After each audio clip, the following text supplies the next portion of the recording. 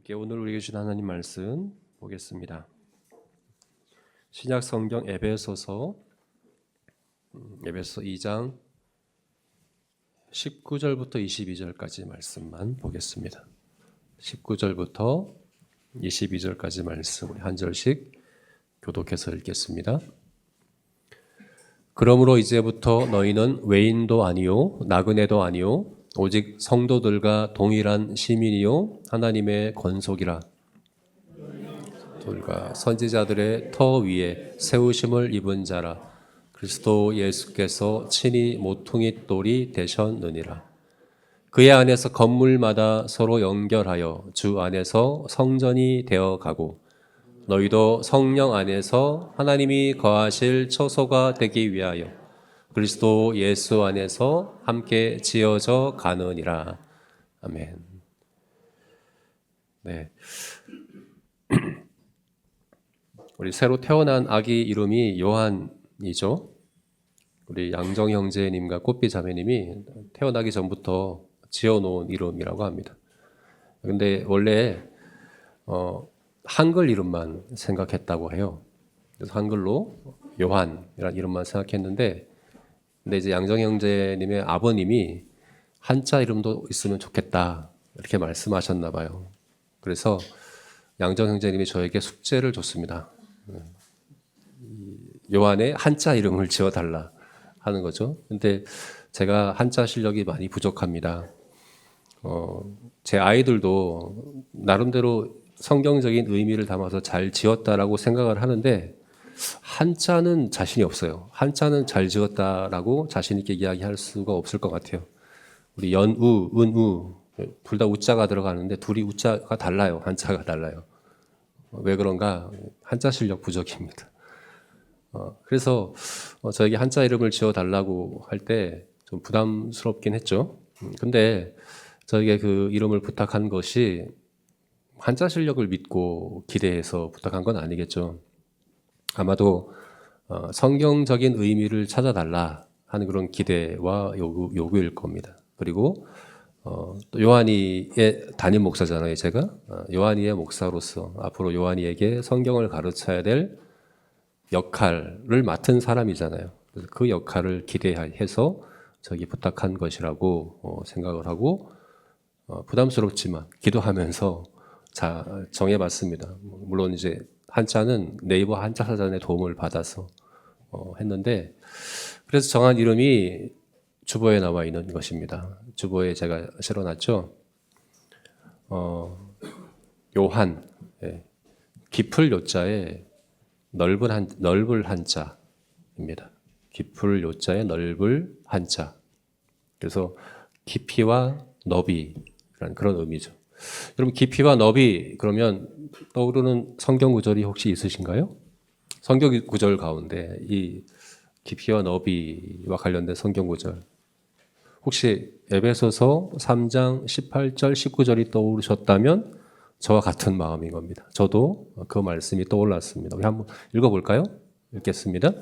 능히 모든 성도와 함께 지식에 넘치는 그리스도의 사랑을 알고 그 너비와 길이와 높이와 깊이가 어떠함을 깨달아 하나님의 모든 충만하신 것으로 너희에게 충만하게 하시기를 구하노라. 여기 보면 지식에 넘치는 그리스도의 사랑을 알고 지식에 넘친다는 것은 지식을 초월하는 그런 뜻입니다. 세번역 성경은 그렇게 번역을 해놨어요. 지식을 초월하는 그리스도의 사랑을 알고 그러니까 우리가 그리스도의 사랑을 아는데 지식적으로만 아는 그런 차원이 아니라 그것을 넘어선 깊이와 너비의 그리스도의 사랑의 수준 그런 차원이 있다는 겁니다. 사도 바울은 그 사랑을 그렇게 그리스도의 사랑을 알기를 위해서 에베소 교회 성도들을 위해서 기도하고 있죠. 그런데 그 사랑을 어떻게 아는 겁니까? 지식적으로 아는 것이 아니면 그럼 어떻게 그 그리스도의 사랑의 너비와 길이와 높이와 깊이를 알 수 있느냐? 18절 처음 말 가운데 거기 답이 나와 있어요. 어떻게 아느냐? 능히 모든 성도와 함께 능히 알 수 있다. 다시 말해서 성도 안에서의 관계를 통해서 성도 간의 형제 사랑으로 연합된 성도 간의 관계 안에서 알 수 있는 그리스도의 사랑을 이야기하는 겁니다. 그래서 사도 바울이라고 하더라도 이건 혼자서는 알 수 없는 거예요. 사도 바울이라고 하더라도 아무리 깊이 성경을 연구하고 깊이 묵상을 해도 알 수 있는 그리스도의 사랑에 이 한계가 있는 거예요. 그런데 아무리 초신자라고 하더라도 함께하면 알 수 있습니다. 능히 알 수 있습니다. 그리스도의 사랑의 그 풍부함을 알 수 있습니다. 근데 이것이 저절로 되는 건 아니에요. 그냥 성도와 성도가 그냥 만나면 저절로 이렇게 알아가는 게 아니에요. 반드시 하나됨이 있어야 됩니다.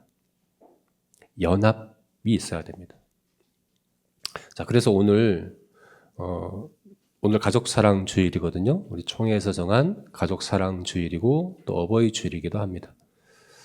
그래서 가족사랑에 대해서 특별히 우리 각 가정의 화목과 행복에 대해서 우리가 생각하는 것도 필요하고 좋겠지만 우리 총회 공과에서는 보다 큰 가족이라고 할 수 있는 교회의 하나됨이라고 하는 주제로 말씀을 우리에게 제시하고 있습니다. 우리 교회의 하나됨, 너무나도 중요한 문제입니다. 교회가 하나 되는 것, 여러분 성경에서 이것이 얼마나 큰 비중을 차지하는 주제인지 한번 찾아보세요. 신약 성경을 마태복음부터 하나씩 읽어가다 보면 성경마다 교회 하나됨에 대해서 이야기하지 않은 성경이 없어요. 모든 성경이 교회의 하나됨을 강조하고 또 이야기합니다. 특별히 예수님이 지금도 예수님이 중보기도하고 계시잖아요. 우리를 위해 중보하고 계시는데 마태복음 요한복음 17장 말씀이 예수님의 기도거든요. 그 장 전체가 대제사장적 기도라고 불러요. 긴 예수님의 기도문이 거기에 들어있는데 십자가를 앞두고 예수님께서 중보기도 하셨어요. 중보기도문이 실려 있는데 특별히 그 기도문의 그 끝부분에 예수님께서 집중하고 있는 한 가지 기도가 뭐냐면 저희가 하나가 되게 하여 주옵소서 하는 겁니다. 하나가 되게 해주십시오. 예수님의 중보기도였어요. 마지막 부분에 집중되어 있는. 예수님이 지금도 하나님 보좌 우편에서 우리를 위해 중보기도 하시잖아요. 아마도 예수님의 기도 가운데 가장 큰 비중을 차지하고 있는 제목이 그 중에 하나가 바로 하나됨일 겁니다. 뿐만 아니라 서신서들을 보게 되면 각 서신서들마다 각 교회의 문제들을 다뤄감에 있어서 여러분 가장 우선적으로 가장 중요하게 다루는 문제가 뭔지 아십니까? 하나됨입니다. 교회가 하나 되는 것입니다. 고린도 교회 같은 경우는 얼마나 문제가 많은 교회입니까? 우상 숭배의 문제도 있었고 은사 사용의 문제도 있었고 음행의 문제도 있었고 또 예배의 문제, 성찬의 문제, 각가지 문제가 있었던 문제투성이인 교회였는데 사도 바울이 고린도전서에서 가장 먼저 다루는 문제는 하나됨입니다. 교회가 하나 되는 것입니다. 그뿐만이 아니에요. 각 서신설마다 한번 찾아보십시오. 교회 하나됨은 너무나도 중요한 문제예요. 그래서 저는 예수님께서 만약에 우리 제자 교회를 위해서 지금 중보 기도하시는 것을 우리가 들을 수만 있다면 아마도 하나됨을 위해서 기도하고 계실 겁니다. 예수님께서 혹은 사도들이 제자 교회에 편지를 지금 보낸다고 한다면 가장 중요하게 가장 우선되게 다룰 문제가 있다고 한다면 그것은 바로 하나됨일 겁니다. 너희가 하나가 되어야 된다. 하나됨을 이뤄야 한다 하는 것을 이야기할 것 같습니다. 우리 요한이의 이름을 그렇게 지으면서 그런 기대가 있는 거예요. 요한이가 이제 우리 제자교회 가족 공동체의 새로운 구성원으로 더해졌는데 그래서 우리가 그리스도의 사랑의 깊이와 너비를 아는 차원이 더 깊어질 겁니다. 뿐만 아니라 우리 요한이가 언젠가는 그리스도의 사랑을 깊이 알게 되겠죠. 깨닫게 되겠죠. 근데 그것이 우리 공동체를 통해서일 겁니다. 그렇게 될 것을 우리가 기대하고 또 소망해야 되고 뿐만 아니라 우리 모두가 그렇습니다. 우리 모두가 그리스도의 사랑을 그렇게 깊이 알기 위해서는 하나가 되어야 합니다. 우리가 하나가 되는 일은 너무나도 중요한 문제입니다. 그러면 그 하나됨이란 구체적으로 무엇인가? 교회는 어떻게 하나가 될 수 있는가? 그리고 하나됨이란 무엇인가 구체적으로에 대해서 오늘 우리가 읽은 19절부터 22절 말씀을 통해서 한번 생각해 봤으면 좋겠어요. 특별히 오늘 우리가 읽은 19절부터 22절 말씀에서는 사도 바울이 교회의 하나됨에 대하여 크게 세 가지 비유를 들어서 설명을 하고 있어요. 교회의 하나됨을 나타내는 설명, 비유, 하나됨을 설명하는 비유 세 가지가 있습니다. 19절 말씀에 두 가지가 나오고 20절부터 22절까지 해서 한 가지가 나와요. 한번 찾아보시겠어요? 19절에서 나오는 두 가지 비유는 뭘까요? 하나됨을 나타내는 비유. 그것은 바로 동일한 시민이요 하는 겁니다. 첫 번째는 시민이다. 교회가 하나 됐다는 게 뭐냐? 동일한 시민이 되었다는 거다 하는 거죠. 그 다음에 뭡니까? 하나님의 권속이라. 권속은 가족이라는 의미거든요. 하나님의 가족이다. 우리가 하나가 된다는 건 뭡니까? 하나님의 가족이 된다는 거다 하는 그런 의미라는 거예요. 그 다음에 20절부터 22절까지의 말씀에서는 한 가지를 이야기합니다. 뭡니까? 함께 성전으로 지어져 가느니라. 하나님이 거하실 처소로 함께 지어져 가느니라. 바로 성전입니다. 교회가 하나 된다는 건 뭡니까? 성전으로 지어져 가는 겁니다. 하나님의 거하실 처소가 되어져 가는 거다. 이렇게 설명을 하고 있는 거예요. 세 가지 비유 뭡니까? 시민, 가족, 성전 이렇게 되는 거죠.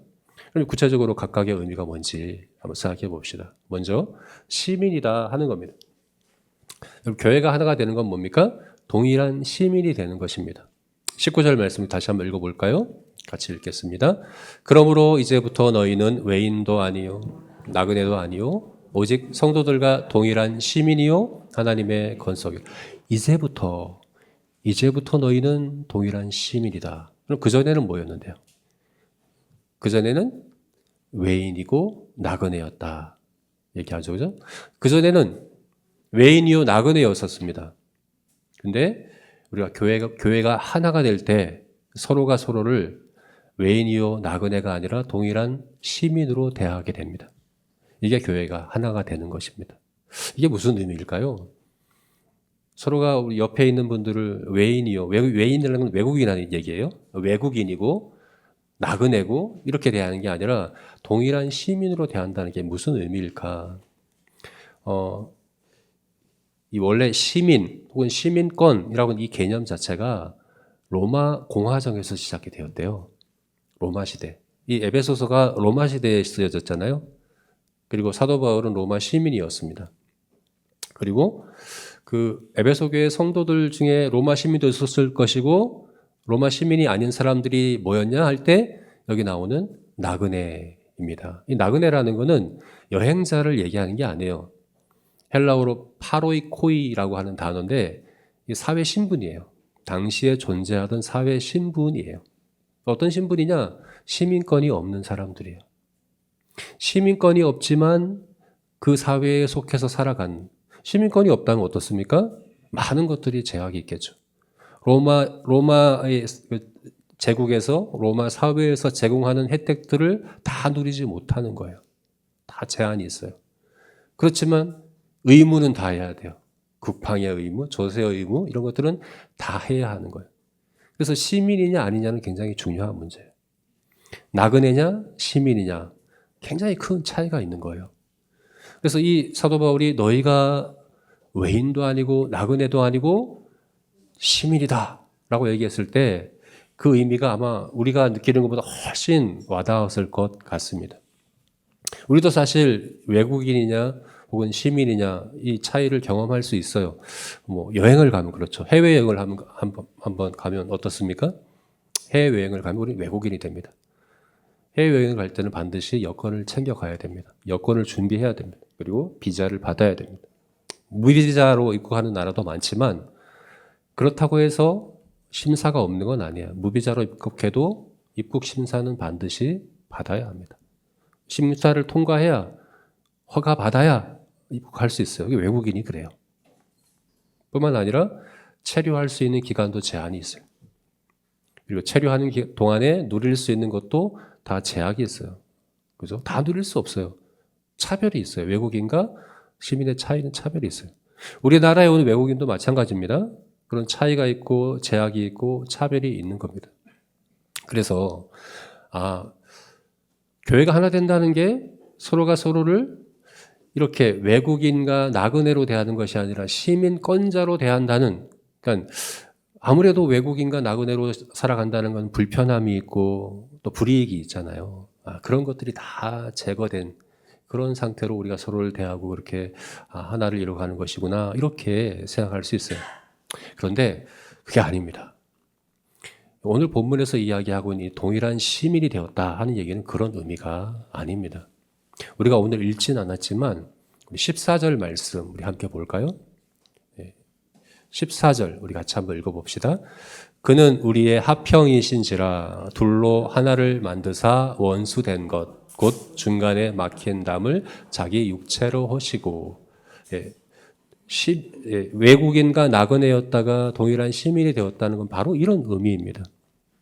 원수된 것 곧 중간에 막힌 담이 허물어진 것을 이야기하는 겁니다. 이 중간에 막힌 담은요, 그 당시에 예루살렘 성전에 있었던 담을 직접적으로 가리키는 거예요. 예루살렘 성전에 그런 담이 있었습니다. 예루살렘 성전은 구역이 나눠져 있습니다. 대제사장이 1년에 딱 한 번 들어가는 데가 어디죠? 지성소. 여기 대제사장이 1년에 딱 한 번만 들어갈 수 있는 거죠. 그 다음에는 제사장들이 들어갈 수 있는, 제사장들만 들어갈 수 있는 곳이 있죠. 그것을 제사장의 뜰, 성소와 제사장의 뜰이라고 불러요.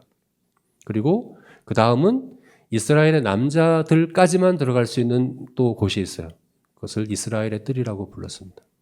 그 다음에는 이스라엘 여인들까지 들어갈 수 있는 곳이 있습니다. 그것이 여인들의 뜰이라고 불려요. 그리고 여기까지가 같은 높이에 있었어요.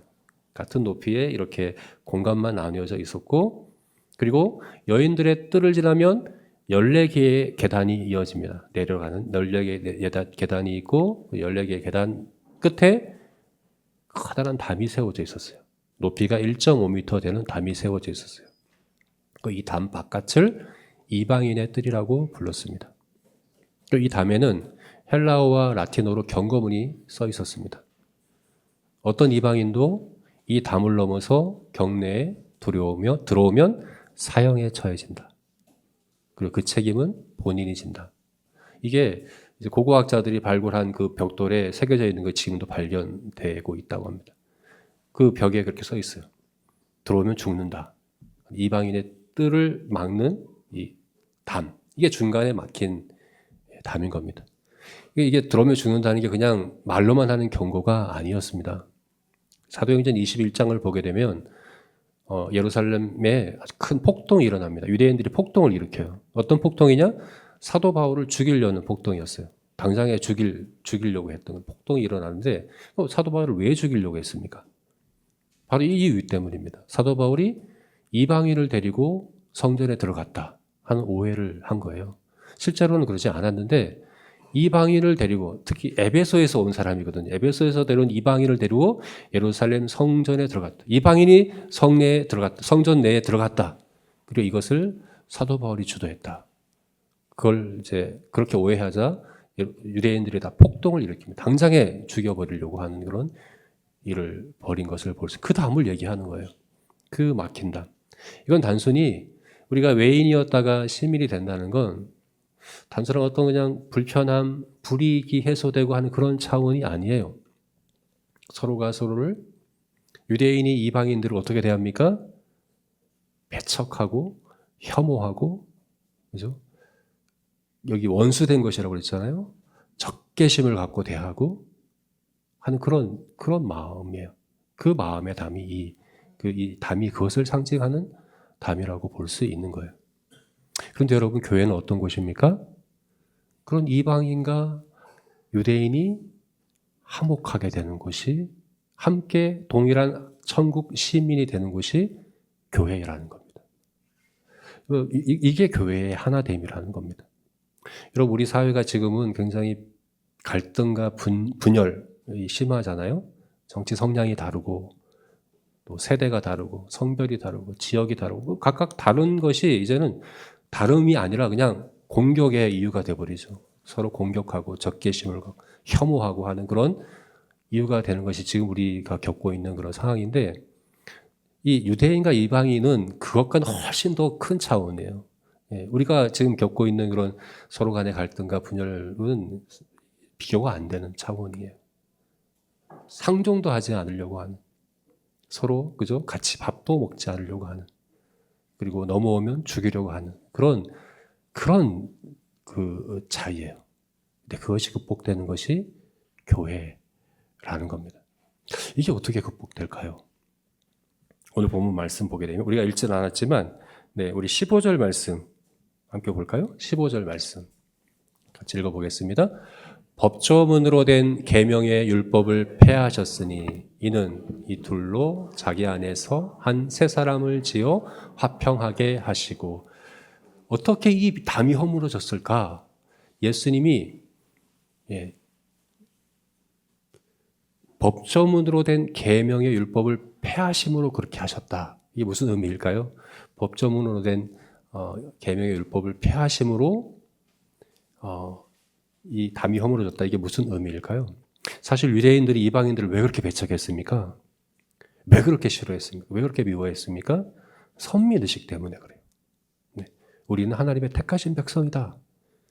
우리는 하나님 택하신 백성이 맞죠, 그죠? 하나님 택하신 백성인 건 맞습니다. 그러나 하나님께서는 그들을 담을 쌓으라고 택한 게 아니라 복의 통로가 되라고 택하셨거든요. 근데 그들은 담을 쌓아버렸어요. 우리만 택하신 백성이야. 우리는 의로운 백성이야. 너희는 부정하고 너희는 불의하지만 우리는 의로와. 이 근거가 뭡니까? 바로 법조문으로 된 계명의 율법이 그랬습니다. 이 율법을 근거로 우리가 율법을 행하기 때문에 우리는 의로운 하나님의 택하신 백성이야. 그러나 너희는 부정하고 불의해. 우리랑 함께 할 수 없어. 이렇게 했던 것이 당시에 그런 이스라엘 백성들이거든요. 근데 하나님, 우리 주님께서 어떻게 하셨습니까? 십자가의 죽으심으로 이 법조문으로 된 계명의 율법을 폐하셨습니다. 다시 말해서 내가 선택받은 하나님의 백성이라고 하는 우월감, 자기의, 이 모든 것들이 다 폐해져 버렸습니다. 어떻게 해요? 십자가는 누구도 하나님 앞에서 의인이 아니라는 사실을 분명히 보여주죠. 의인은 없나니 한 사람도 없다는 사실을 십자가가 우리에게 분명하게 보여줍니다. 누구도 의롭지 않습니다. 누구도 자기 행위로 의롭다고 할 수 있는 사람은 없습니다. 뿐만 아니라 의롭지 않은 우리들을 우리가 행함으로 얻은 의가 아니라 예수 그리스도께서 순종하심으로 우리 십자가의 죽으심으로 이루신 완전한 의를 우리에게 값없이 선물해 주셨다 한 것이 복음입니다. 그리고 이 복음을 할 때 이 벽이 허물어질 수가 있습니다. 내가 내 힘으로 내 의로 난 하나님의 백성이고 넌 아니야 라고 할 필요가 더 이상 없어지는 거죠. 왜 다른 사람을 이렇게 비난하고 판단하고 배척하고 공격합니까? 사실 그렇거든요. 우리가 자기 의에 사로잡히면 다른 사람을 공격하고 깎아내림으로써 상대적으로 내가 의로워지는 것이거든요. 자기의 의에 사로잡힌 사람은 이렇게 될 수밖에 없어요. 우월감에 사로잡히고 공격하고 배척하고 미워하고 하는 일을 하게 됩니다. 그게 우리의 죄성이에요. 근데 여러분, 십자가로 말미암아 16절 말씀에 나와 있는 대로 십자가로 이 돌을 한 몸으로 하나님과 화목하게 하려 하심이라 원수된 것을 십자가로 소멸시키셨다. 십자가로 그 원수된 것을 소멸시키심으로 교회는 이방인과 유대인도 화목하게 될 수 있는 것. 그것이 바로 교회다. 그것이 바로 교회의 하나됨이다 라고 이야기를 하고 있는 것입니다. 그래서 첫 번째로 교회 하나됨은 뭐냐? 교회 하나됨은 바로 서로의 다름이 서로 공격하고 판단하고 비판하고 미워하는 담을 쌓는 것이 아니라 오히려 화목하게 되어 함께 하나님을 예배하고 하나님을 찬양하는 그런 동일한 시민이 되는 것이 교회다. 교회가 그렇지 않습니까, 여러분? 교회는 밖에서라면 만나지도 않을 사람, 관계도 안 할 사람인데 교회에 오면 함께 예배합니다. 대통령이 와도. 그리고 평범한 우리가 같이 옆자리에 앉아서 예배하는 것이 교회 아닙니까? 그죠? 아무리 달라도, 아무리 정치 성향이 달라도, 아무리 뭐 재산이 다르고 배경이 다르고 성별이 다르고 세대가 달라도 교회 안에서는 동일한 시민일 수가 있는 겁니다. 그게 바로 교회가 하나 되는 것이다 이야기하는 겁니다. 다음에 두 번째로는 두 번째 비유는 뭡니까? 가족이다 하는 겁니다. 교회는 하나님의 가족이다. 19절 말씀에 그렇게 이야기하고 있죠. 오직 성도들과 동일한 시민이요. 그 다음에 하나님의 권속이라. 권속이라는 게 가족이라는 의미입니다. 하나님의 가족이다. 그게 교회다. 여러분 우리 성도가 다 하나님의 가족이죠. 우리 각각은 다 하나님의 가족입니다. 에베소서 말씀에 에베소서 1장 5절 말씀에 나와 있는 대로 우리를 택하사 그리스도 예수 안에서 그리스도 예수로 말미암아 자기의 아들들이 되게 하려 하심이라. 우리가 하나님의 자녀입니다. 예수 그리스도를 믿을 때 믿는 자들은 하나님의 자녀가 되는 권세를 주십니다. 그죠? 그래서 우리는 하나님의 가족이 됩니다. 하나님의 자녀로서의 권세, 명분만 주신 것이 아니에요. 아들의 영인, 성령을 우리에게 주셔서 하나님을 아빠, 아버지라고 부르도록. 그러니까 단순한 법적인 신분만이 아니라 아버지와 아들의 관계, 가족의 관계도 누리도록 하십니다.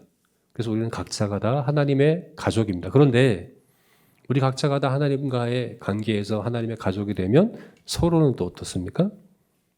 서로도 가족이 되는 거죠. 그죠? 그래서 우리가 서로를 형제님, 자매님이라고 부르지 않습니까? 왜 그렇습니까? 우리 각자가 다 하나님의 자녀이기 때문에 그렇다는 겁니다.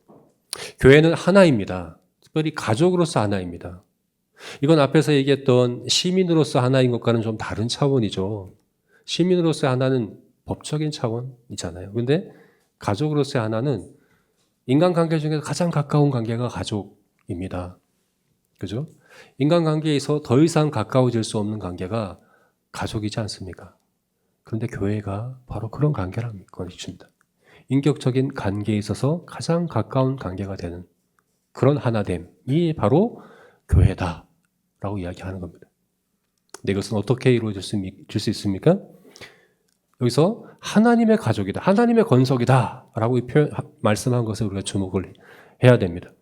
그냥 가족이 아니에요. 하나님의 가족이에요.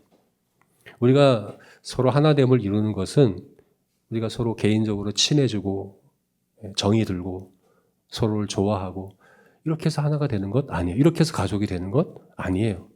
그래서 우리 의형제 맺자, 우리 앞으로 자매하자 이렇게 되는 하나됨이 아니에요. 어떻게 우리가 하나님의 한 가족이 됩니까? 어떻게 우리가 서로 형제 자매가 됩니까? 각자가 하나님의 관계에서 하나님의 아버지의 사랑을 경험함으로 각자가 하나님과의 가족, 하나님의 가족이 됨으로 그렇게 되는 거예요. 하나님 아버지의 사랑을 경험하면 우리가 하나됨을 경험할 수 있는 겁니다. 가족으로서 하나됨을 경험할 수 있는. 그러면 이게 뭘까요? 우리가 하나님 아버지 사랑을 어떻게 경험합니까? 하나님 아버지 사랑은 뭡니까? 두 가지로 생각해 볼 수 있어요. 하나님이 우리 아버지시라는 건 결국은 두 가지예요. 첫 번째는 하나님이 우리의 필요를 채우신다는 거거든요. 하나님이 우리의 필요를 채우시고 우리를 돌보신다. 예수님이 그렇게 말씀하셨죠. 너희가 악할지라도 자녀에게 좋은 걸 줄 알거든 천부께서 너희가 구하는 것을 주시지 않겠느냐. 하나님께서 우리의 필요한 것을 주십니다. 우리가 구하는 것을 주십니다. 우리의 필요를 채워주십니다. 왜요? 아버지가 되시기 때문이다. 그래서 우리는 하나님 아버지 사랑을 우리의 필요를 채워주시는 것을 통해 경험하고 하나님을 아버지로 고백하는 것에는 그 믿음을 고백하는 것이 있는 거죠. 두 번째는 죄에 대한 겁니다. 우리가 하나님을 아버지라고 부르는 것은 하나님께서 우리를 연단하신다, 죄로부터 자유하게 하신다 하는 그런 의미가 있어요. 히브리서 12장 말씀에 나오잖아요. 네. 징계가 없으면 사생자다. 하나님께서 사랑하시는 자녀마다 징계하시고 연단하시느니라. 하나님 아버지 사랑은 우리를 죄로부터 자유하게 하는 사랑입니다. 우리의 죄를 사해 주시는 것뿐만 아니라 죄의 본능까지 우리 안에 남아있는 죄의 권세, 죄의 습관까지 이길 수 있도록 우리를 연단하시고 우리를 빚으시는 것이 바로 하나님 아버지의 사랑입니다. 그리고 이런 아버지의 사랑을 경험하는 사람은 형제 사랑으로 서로를 대할 수 있게 되는 겁니다. 서로를 이웃 사랑이 아니라 형제 사랑으로 대할 수 있게 됩니다. 왜 그렇습니까? 여러분, 형제 사랑은 우리가 지난번에 격려와 한대라고 하는 성품을 나누면서 우리가 봤지 않습니까? 형제 사랑은 두 가지 차원이에요. 죄에 있어서 격려하고 필요에 있어서 환대하는 것. 그것이 형제 사랑이라고 할 수 말씀 우리가 나눴지 않았습니까? 근데 이것이 어떻게 하나님 아버지의 사랑을 경험하는 것과 관련됩니까? 우리 하나님 아버지를 경험하는 것이 결국 이 두 가지예요. 죄에 대해서, 우리의 필요에 대해서 하나님이 우리를 영적으로, 육체적으로 돌보신다는 것을 경험하는 것이거든요. 그러면 그것이 형제 사랑으로 흘러가게 되는 거예요. 서로의 죄에 대하여 격려하게 되는 거예요. 기억하시죠? 격려? 네. 우리가 성도가 성도에게 할 수 있는 가장 큰 격려는 뭡니까? 용납하는 겁니다. 한 번도 나에게 죄를 지은 적이 없는 사람인 것처럼, 한 번도 나에게 상처 준 적이 없는 사람인 것처럼 죄를 덮는 형제 사랑으로 용납하는 것. 이게 성도가 성도에게 줄 수 있는 가장 큰 격려라고 하지 않았습니까? 이런 사랑이 가능하게 되는 겁니다. 그리고 환대하게 되는 겁니다. 영문 밖으로 나아가자. 예. 그리스도를 우리가 형제에게 하는 것이 곧 그리스도께 하는 것이다 라고 말씀하는 것처럼, 특별히 필요 가운데 있는 형제에게 하는 그것이 바로 그리스도께 하는 것이다 라고 말씀하고 있는 거죠. 그래서 육체적이든 영적이든 정서적이든 어떤 필요 가운데 있는 형제 자매를 볼 때에 우리가 그 필요를 채워주는 형제 사랑을 실천하게 되는 것, 그것은 바로 하나님의 가족이기 때문에 그런 겁니다. 하나님의 자녀이기 때문에 그런 것입니다. 그러면 여러분, 교회는 어떻게 하나가 됩니까? 네, 하나님의 가족이 됨으로 하나가 되는 것이다. 이렇게 오늘 본문이 이야기하시고 있는 거죠. 자, 세 번째는 뭡니까? 세 번째는 성전이다라고 이야기합니다. 우리 20절부터 22절 말씀 같이 읽어볼까요? 20절부터 22절 다시 한번 읽어보겠습니다. 시작. 너희는 사도들과 선지자들의 터 위에 세우심을 입은 자라.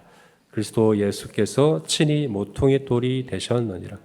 그의 안에서 건물마다 서로 연결하여 주 안에서 성전이 되어가고 너희도 성령 안에서 하나님이 거하실 처소가 되기 위하여 그리스도 예수 안에서 함께 지어져 가느니라. 성전이 되어가고 함께 지어져 간다. 한 건물이 된다는 이야기예요. 하나가 되는 거예요. 정말 말 그대로 하나가 되는 거예요. 이전에는 그냥 법적으로 서로 동일한 시민으로 여기고, 이제 더 나아가서 가장 가까운 인간관계인 가족으로 여기고, 근데 이번에는 완전한 하나가 되는 거예요. 한 건물이 된다. 그리고 앞에서는 세 사람, 한 사람이 된다, 한 몸이 된다라고도 이야기합니다. 좀 더 깊은 차원의 하나됨이죠, 그죠? 이것을 가리켜서 유기적 연합이다, 우리가 이렇게 얘기를 합니다. 유기적 연합이다. 유기적 연합이란 뭡니까? 뗄래야 뗄 수 없는 관계가 되었다는 겁니다. 떼버리면 이제 그 기능을 못하게 되는 관계, 이게 유기적 연합의 관계입니다. 이 건물을 생각해 보십시오. 이 건물이 어떤 공법으로 지어졌는지 저는 모르지만 벽돌로 지었다고 한번 생각해 보십시오. 벽돌로 지어졌다면 각각의 이제 벽돌로 있을 때는 그냥 벽돌로 쓰임새가 있겠지만, 이제 한 건물이 되고 난 이후에는 더 이상 벽돌로서의 의미는 사라지는 거죠, 그죠? 그냥 이 건물의 일부일 뿐입니다. 이것을 떼어버리면 건물도 이제 온전하지 못하고 그 벽돌도 쓸모가 없어지는 것이죠. 그렇게 되어지는 것이다. 한 몸이 된다는 것도 마찬가지입니다. 우리 몸의 각각의 이 몸이, 이 각각의 지체가 하나의 몸을 이루는 거잖아요, 그죠? 이 몸을 한 부분을 떼어낼 수 없어요. 오늘은 팔을 놓고 올까? 오늘은 발을 놓고, 이렇게 할 수 없는 거잖아요, 그죠? 뭐 정신을 놓고 올까? 그렇게 하지만 그렇게 할 수는 없는 겁니다. 떼려야 뗄 수 없는 관계가 되는 것. 근데 교회가 바로 그렇다는 겁니다. 우리가 바로 그렇다는 겁니다. 근데 이 건물에는 특별한 용도가 있어요. 그냥 건물이 아니에요. 어떤 건물입니까? 성전입니다. 하나님이 거하시는 처소가 된다라고 이야기를 하는 거예요. 여러분, 우리 각자가 성전이거든요. 고린도전서 말씀에 너희 몸이 하나님이 거하시는 전인 것을 알지 못하느냐? 우리 각자가 하나님의 성전입니다. 그런데 그것만 얘기하지 않아요, 성경은. 우리가 함께 하나님의 성전이 된다라고 이야기를 합니다. 예수님께서 너희 두 사람이 내 이름으로 모인 곳에 나도 그들 중에 있느니라 라고 말씀하셨거든요. 모인 곳에, 너희가 함께 모인 그곳에 나의 특별한 임재로 내가 함께 하겠다라고 약속하셨습니다. 그래서 여러분, 우리가 하나가 된다고 하는 것은 바로 그겁니다. 특별히 여기서는 성전으로 지어져 간다.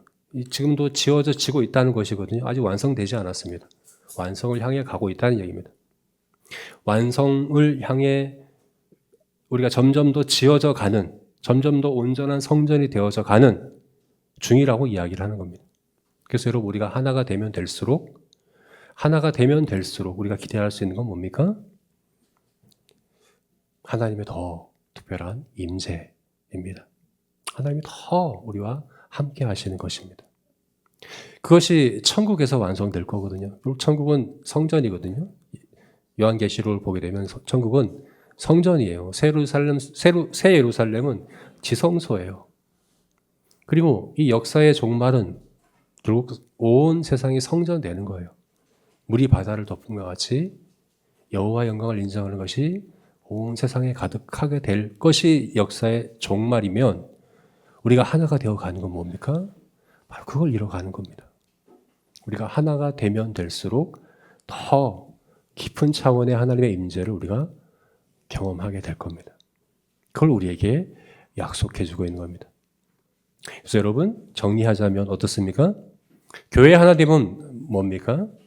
먼저는 서로의 차이와 서로의 다름을 극복하는, 그것을 넘어서 화목하게 되는, 이것이 교회의 하나됨입니다. 두 번째로 뭡니까? 서로가 서로를 형제 사랑으로 사랑하게 되는, 하나님의 가족이 되는, 이것이 교회의 하나됨입니다. 또 더 나아가서 무엇입니까? 우리가 하나의 건물로 연합되어서 세상이 볼 때 하나님이 어디 계시냐 할 때 하나님이 여기 계신다 라고 드러낼 수 있는 하나님의 성전으로 점점 더 완성되어져 가는 것, 이것이 바로 교회의 하나됨이다, 이렇게 우리가 정의할 수 있겠습니다. 네, 간략하게 이것을 우리가 적용해 봅시다. 우리는 그럼 어떻게 하면 우리가 이 하나됨을 이뤄갈 수 있을까? 네, 세 가지로 정리해 보겠습니다. 첫 번째는 모이자 하는 겁니다. 모이자. 우리 히브리서 10장 25절 말씀까지 읽어볼까요? 히브리서 10장 25절 말씀 같이 읽겠습니다. 모이기를 피하는 어떤 사람들의 습관과 같이 하지 말고 오직 권하여 그날이 가까움을 볼수록 더욱 그리하자. 모이기를 피하는 어떤 사람들의 습관과 같이 하지 말고 모여야 한다.